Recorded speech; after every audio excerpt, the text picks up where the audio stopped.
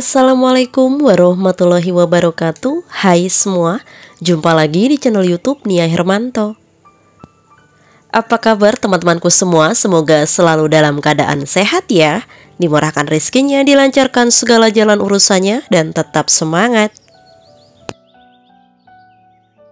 Masya Allah, Alhamdulillah, senangnya masih bisa sapa teman-teman semua dan kita berjumpa lagi secara online.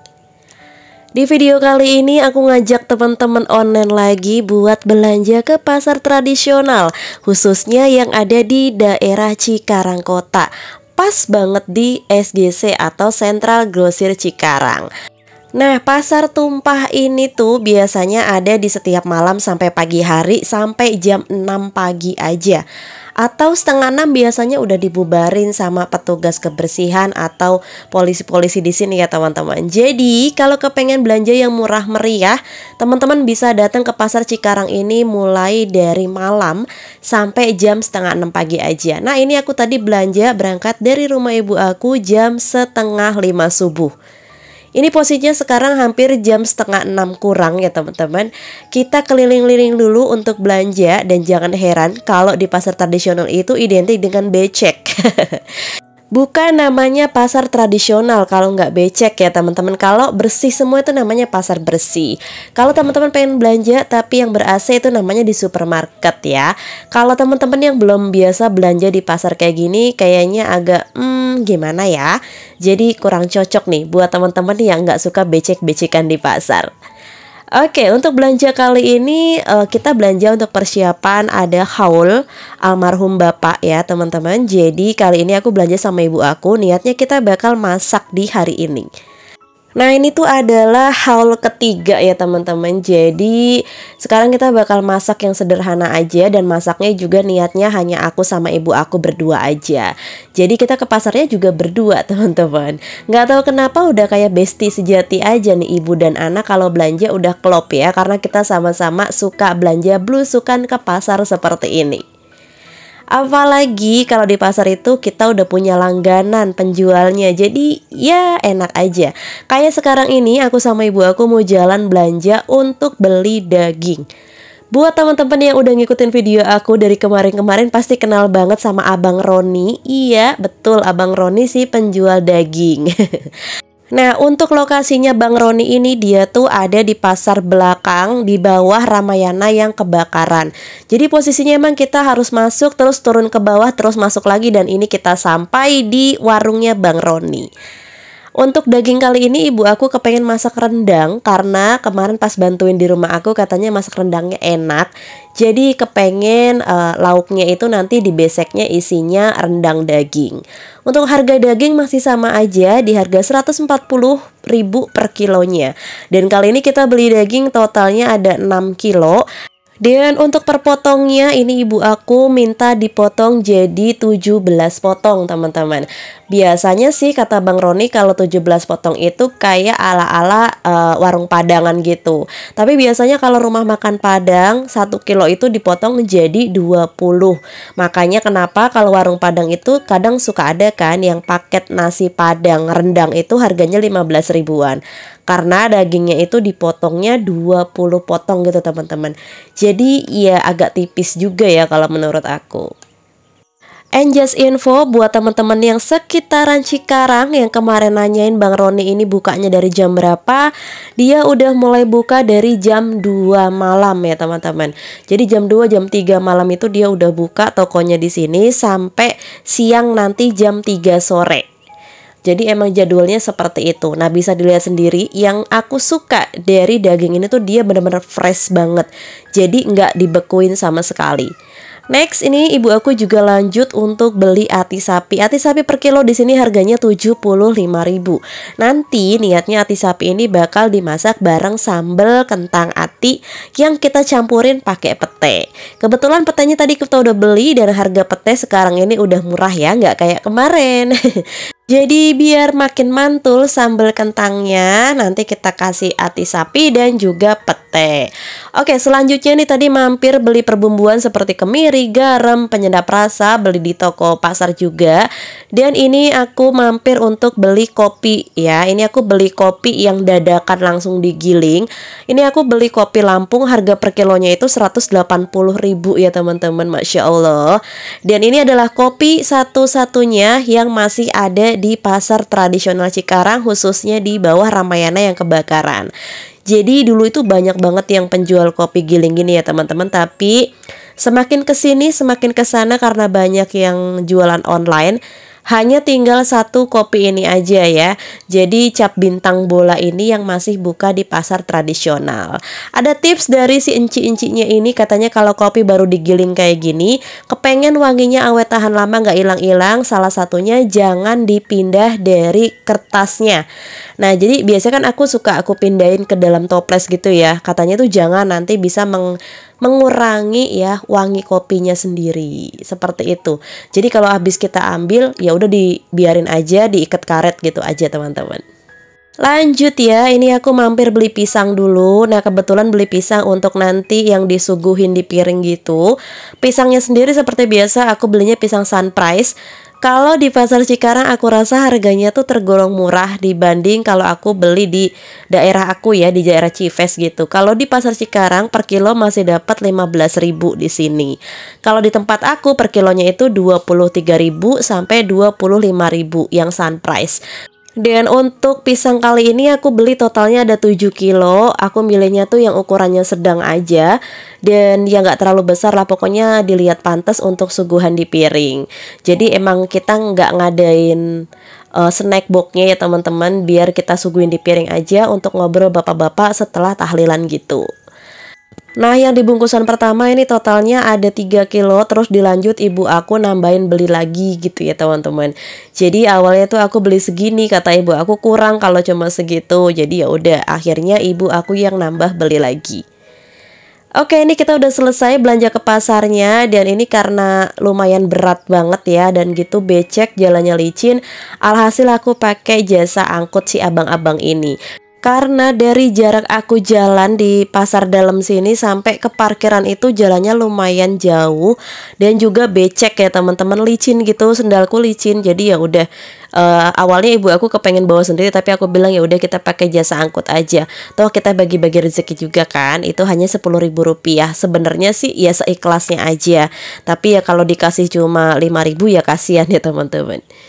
Oke, ini video udah sampai rumah ibu aku aja. Tadi udah dibongkarin semua percabe bawangan sama ibu aku. Lanjut, untuk percabe bawangan udah dibongkarin sama ibu aku. Dan ini ada kentang, totalnya ada 8 kilo kentang. Nah ini juga ada pete. Kita beli pete itu totalnya ini ada di 35.000 rupiah. Nah ini dapatnya banyak banget. Jadi yang satu bonggol pertama aku keluarin itu harganya 15 ribuan. Yang nggak diikat ini harganya 20.000. Tapi aku suka petenya nggak ada yang jelek sama sekali. Bersih, bener-bener bersih, nggak ada uletnya. Karena yang ngupasin pete ini aku sendiri. Lanjut, kita juga beli daun salam serai. Ini banyak banget, harganya cuma 5 ribuan. Kalau di warung segini mungkin bisa lebih ya teman-teman. Tapi kalau di pasar belanjanya udah mau pada bubar, itu jauh lebih murah. Next, ini ada kol dan juga wortel. Kita beli totalnya ini hanya 10.000 rupiah. Jadi kol sama wortel ini harganya 10.000 rupiah ya teman-teman. Pokoknya serba murah-murah banget kalau belanjanya udah mau siang gitu. Ini ada kopi bubuk yang aku beli tadi. Jadi aku minta dibikin 4 bungkus. Nanti yang 1 bungkus buat ibu aku, 3 bungkus aku bawa pulang ke rumah. Nah ini kopi bubuk khas Lampung. Kenapa aku beli yang Lampung? Karena suami aku sukanya itu, bukan sukanya ya, semua suka, tapi lebih cocoknya ke kopi Lampung. Nah ini ada terong. Terong harganya murah meriah, 3.000 satu plastik ini teman-teman. Oke, ini dia semua belanjaannya. Lanjut, sekarang kita masak. Yang pertama, di sini aku udah ngerebus air terlebih dahulu. Pokoknya airnya direbus sampai dia benar-benar mendidih. Lanjut, kita bakal rebus untuk ati sapinya. Dan biar dia nggak bau amis banget, sekarang kita bakal kasih rempah-rempah juga. Dan juga kita kasih garam ya teman-teman. Di sini aku pakai garam kasar aja. Untuk rempah-rempahnya ada serai, jahe, dan juga daun jeruk. Nah ini kita rebus sampai atinya itu benar-benar matang. Tips dari aku saat ngerebus ati, jadi pas direbus atinya biarin utuhan kayak gini aja. Jangan dipotong-potong dulu ya, jangan dipotong-potong kecil. Kenapa? Dikhawatirkan kalau ati ini dipotong-potong terlebih dahulu baru direbus, nanti dia yang ada mudah hancurnya. Jadi dibiarin sampai dia matang, nanti baru kalau udah matang kita bakal potong-potong. Di kompor samping ini ibu aku lagi nyangrai untuk kelapa parut. Nah seperti biasa kalau rendang ala aku selalu menggunakan kelapa parut yang disangrai seperti ini. Ini total kelapanya ada 2 buah yang ukurannya besar ya. Oke, tadi di saat ngerebus aku sempat potongin atinya ya pakai pisau gitu. Setengah matang aku potong biar dia cepat matang ke dalamnya juga teman-teman. Jadi ini hasilnya setelah atinya kita rebus. Kalau udah direbus seperti ini, nanti kita cuci bersih terlebih dahulu baru kita potong-potong. Lanjut, sekarang ini aku mau ngeleop atau aku mau ngerendam mie-nya. Aku pakai mie cap 3 ayam, ini total semuanya ada 5 bungkus. Sekarang aku bakal rendam dulu supaya dia lunak, dan seperti biasa ngerendamnya aku pakai air hangat. Yang pertama aku tuang tadi adalah air panas mendidih, lanjut aku siram pakai air biasa lagi. Nah ini kita rendam sampai dia terpisah aja, jadi jangan sampai lodoh, jangan sampai lembek ya teman-teman. Kalau dirasa dia udah terpisah ya udah kita tirisin aja. Dan tadi aku ada siram sedikit minyak sayur, tapi mohon maaf nggak kerecord. Fungsinya minyak sayur di sini supaya minyak itu tidak lengket satu dengan yang lainnya saat dia sudah ditiriskan. Dan kalau mie-nya sudah terpisah satu dengan yang lainnya, ini saatnya kita tiriskan terlebih dahulu. Oke, sekarang kita lanjut untuk masak menu yang pertama. Di sini aku udah siapin perbumbuannya karena aku udah sering banget bikin video tentang sambal kentang. Jadi kali ini aku udah prepare aja ya untuk bumbunya teman-teman. Ini bumbunya seperti biasa, ada cabai merah keriting, ada bawang merah, bawang putih, aku kasih tomat sedikit juga, dan kita kasih gula merah beserta bumbu aromatiknya supaya dia lebih sedap teman-teman. Nah, kayak video-video minggu kemarin juga aku ada beberapa bikin resep sambal kentang ya. Jadi di sini langsung aja aku masak, bumbunya udah aku halusin terlebih dahulu karena kali ini masaknya bukan di dapur sendiri nih ya. Jadi aku nggak bisa leluasa teman-teman bikin videonya. Jangan lupa juga dikasih perbumbuan seperti garam, penyedap rasa. Pokoknya kita koreksi rasa supaya dia benar-benar enak. Kalau dirasa bumbunya ini udah berkurang kadar airnya, baru kita masukin untuk minyak sayurnya. Nah jadi tadi tuh awal kita masukin bumbu itu kita gongso dulu ya, karena aku ngeblender bumbunya itu pakai air teman-teman. Kalau dirasa bumbunya udah matang dan tanak, baru kita masukin untuk kentang dan atinya. Tadi kentangnya udah aku goreng ya, atinya juga udah aku potong-potong, petenya juga udah siap, jadi langsung kita masak aja. Nah ini aku nggak tahu kenapa videonya nggak bisa seterang di rumah aku, apa karena lampunya juga beda ya. Kalau lampu di dapur aku pakai Philips yang 50 watt gitu, jadi kayak orang mau hajatan teman-teman, terang banget di dapur aku. Tapi karena kali ini masaknya di rumah ibu aku, jadi ya udah videonya ala kadarnya aja. Semoga teman-teman bisa menikmati video yang aku share di hari ini. Oke, ini video aku percepat aja, dan ini dilanjut videonya sama ibu aku karena pas saat masak sambal kentang ini tiba-tiba badan aku panas dingin, kayak meriang juga, dan perut aku melilit parah ya teman-teman. Terus aku dikerokin adikku dulu, aku istirahat, ketiduran juga pas waktu masak ini teman-teman. Jadi aku bantuin masaknya itu cuma sampai masukin kentang tadi aja. Dan video ini dilanjut sama ibu aku. Aku pun nggak tahu ini yang ngerekam ngambil videonya siapa karena aku tidur. Kayaknya ini ibu aku yang masak, direkamin sama adik aku, kayaknya seperti itu.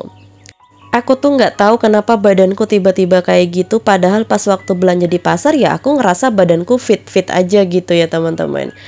Ya namanya juga musibah ya, nggak ada yang tahu. Jadi pas saat acara ini aku tuh bener-bener selesai masak kentang, aku tidur sampai sore, bangun 2:30 gitu. Dan ini video ya udah aku nggak tahu siapa yang ngerekam, pokoknya Aku nikmatin aja, aku editin video ini dan sekarang aku voice over sebisa aku melihat video ini sedang ngapain gitu ya. Nah ini juga dilanjut tiba-tiba udah rendangnya udah matang teman-teman. Tapi kalau untuk bumbu rendang aku tahu karena semua bumbu-bumbu itu sebelum aku meriang itu udah aku siapin. Jadi semua bumbu untuk masak yang prepare aku ya teman-teman, udah aku halusin semuanya.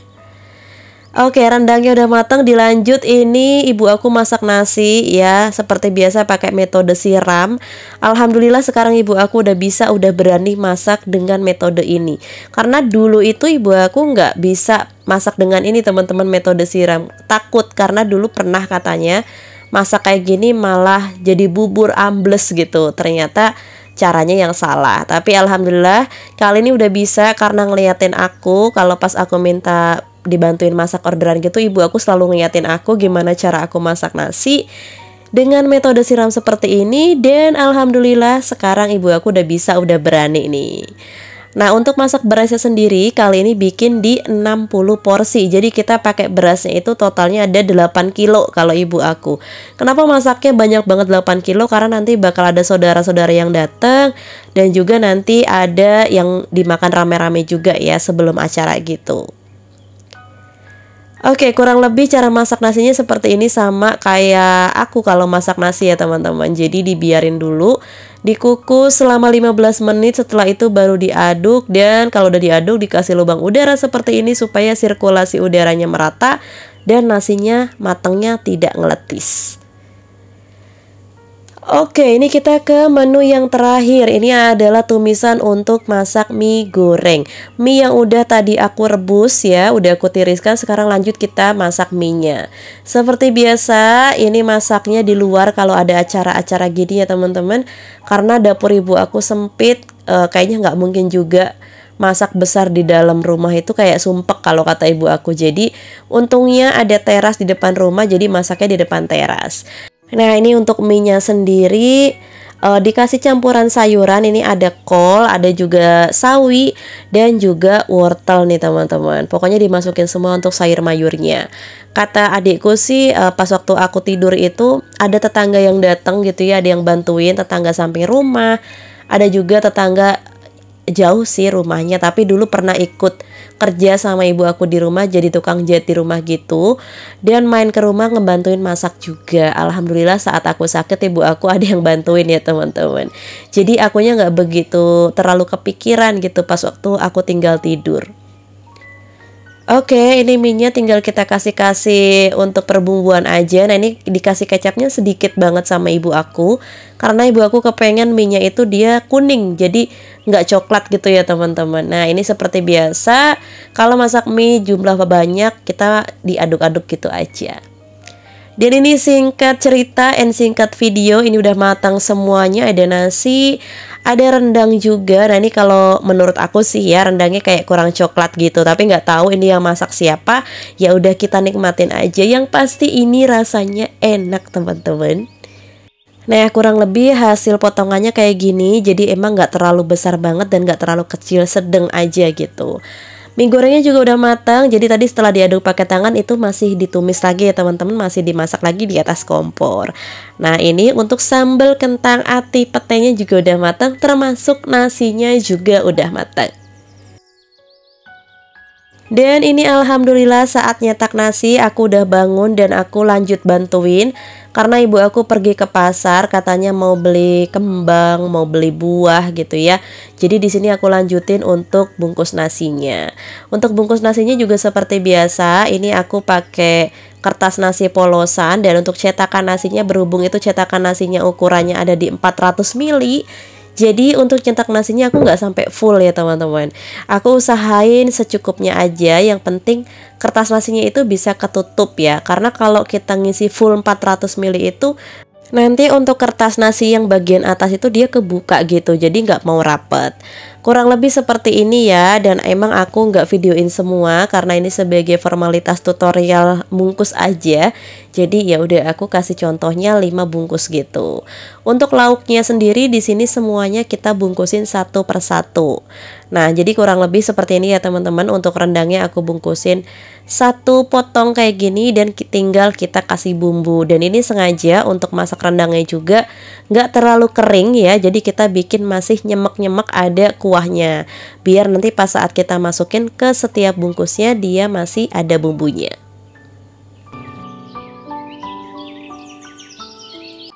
Lanjut, ini untuk kentangnya juga kita isiin. Di sini aku ngisi sambal kentangnya kurang lebih sebanyak 3 sendok makan. Jadi dikira-kira aja sepantasnya aja ya, yang dilihatnya pantas dan cukup ya udah kita bungkus segini teman-teman. Mohon maaf banget ya bila mana di video kali ini tuh kurang bener-bener perfect, nggak seperti biasanya karena emang badan akunya ya tiba-tiba ngedrop gitu. Dan ini untuk video dilanjut sama adik aku, baru aku lanjutin lagi. Jadi mohon maaf banget ya teman-teman. Yang terakhir di sini kita bungkus-bungkus juga untuk mie gorengnya. Jadi diusahakan untuk semua lauk sebelum kita bungkus itu dalam keadaan sudah hangat-hangat kuku ataupun dingin. Jadi jangan masih panas-panas langsung dibungkus pakai plastik. Kalau seperti itu khawatirnya nanti lauknya jadi mudah basi. Dan cara penataannya juga seperti ini, simple banget, tinggal dikasih kerupuk dan juga dikasih sendok makan. Tapi sendok makannya kelupaan, nggak ke video ya teman-teman. Oke, kurang lebih videonya seperti ini. Dan terima kasih banyak buat teman-teman yang udah ngikutin videoku dari awal sampai akhir. Semoga videoku bermanfaat, menginspirasi, dan menghibur. Aku akhiri dulu. Wassalamualaikum warahmatullahi wabarakatuh. See you.